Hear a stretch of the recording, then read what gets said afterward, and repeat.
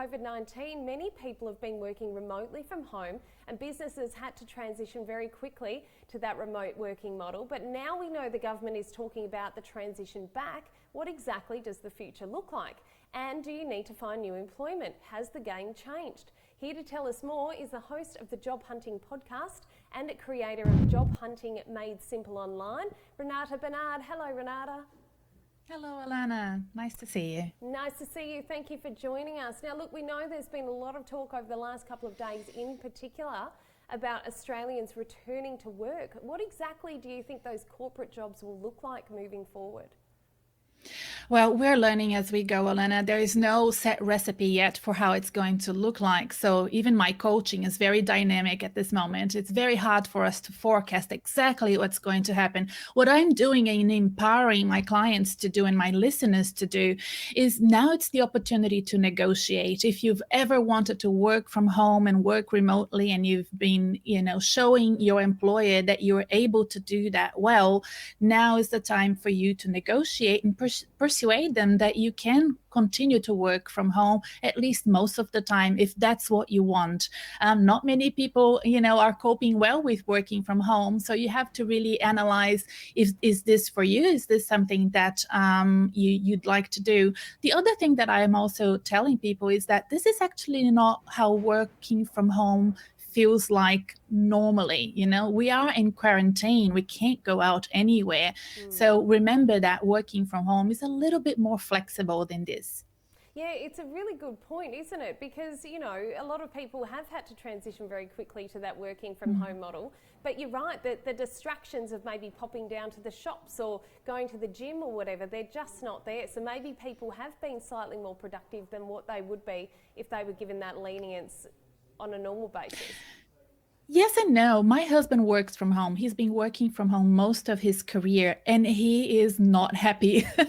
I think that for him, the cadence of working from home needs to be, there needs to be these pauses during the day. There needs to be a time when you go out and you do your exercise or you meet somebody at the coffee shop. It could be a work colleague, in fact. So those are very important opportunities to take a break from full-time Zooming. People are, very zoomed out at the moment. And it's because they're not yet used to working from home. And they are trying to adapt things that they usually do in the office in the home environment whilst taking care of kids, whilst, trying to find groceries and toilet paper and all of that. So all of these things would have to slowly be adapted. But one of the things that I think is really interesting in this new world of work that we're moving to, if you are able to convince your employer that you can work from home successfully and efficiently, this might mean a lot in terms of livability, where you're able to work. You might be able to move to your hometown, you might be able to work for a global organization and be based in Shepparton, wherever you want. So I think this is a very interesting scenario that I want to be following and monitoring to see how that will, what that will mean for my clients and listeners. Yeah, well, it's an interesting one. I mean, I guess there's a lot of requests that we're saying employees can put forward. But what do you think employers are looking for from their teams in this new way of doing business?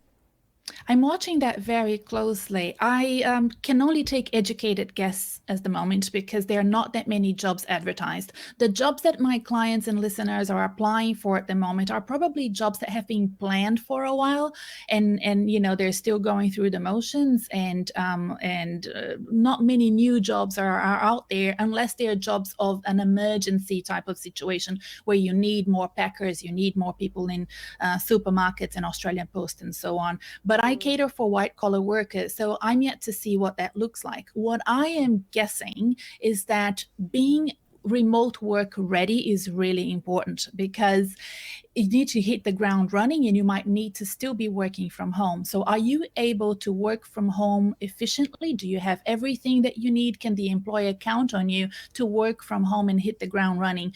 Other types of experiences that you may be able to fish out of your resume is, are you able to lead effectively remotely, remote teams, and deliver on projects and implementation work, working with a remote team and group that you need to manage. All of these things I think are really important for you to showcase. And, a few months ago, nobody would have thought of putting that on the top of your resume. And I mean, I guess there's also that point as well that if you're currently out of work, are there things that you could be doing, even on a budget, to help improve your chances of getting a job when we return to normal? Yes, well, a lot of market research. I've been telling everybody to continue to apply for work. And by applying for work, you will be in touch with recruiters, in touch with headhunters, and noticing all of the little tweaks that are going to be happening in the job market, all of the different job responsibilities. So if you build yourself a routine to be applying for jobs, 1 or 2 jobs a week, that will be very important for you to keep a finger on the pulse of what's going on. And also enhance your social leadership. How is your LinkedIn going, and your resume, and adapt it to the new format that everybody is asking for, which is much simpler than it was a year ago. So very simple, black and white format, lots of white spaces, easy to read. And again, people are not going to be looking for generalists. They are going to be looking for people that can quickly run a specific project. So find out what things you've delivered in the past during your career, and bring them to the forefront and showcase that you can deliver them again. Yeah, it's an interesting point about the CVs, because we have had discussions about that now the CVs, it's not so much, oh, I was at this place for this long. I mean, yes, employers are looking at that, but it's more about the impacts, about the outcomes, and sort of case examples of things that you've actually achieved during that time that they're going to be looking at in a bit more detail.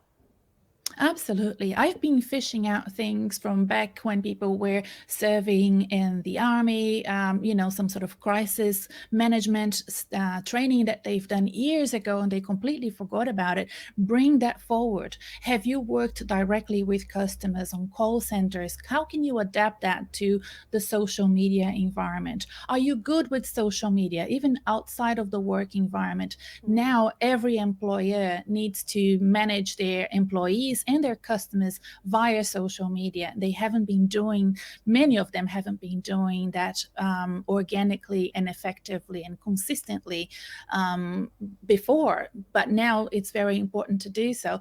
So making sure that you capture all of those little signals that are out there as a consumer. What is it that you want, and then adapt that into your resume for your sector. So keeping a finger on the pulse, watching closely your sector, and look, you might need to change sectors. Some sectors have disappeared, and if you're looking for jobs, you might need to capture all of your skills and strengths and experience and translate that and place that into another sector that may very much need your experience.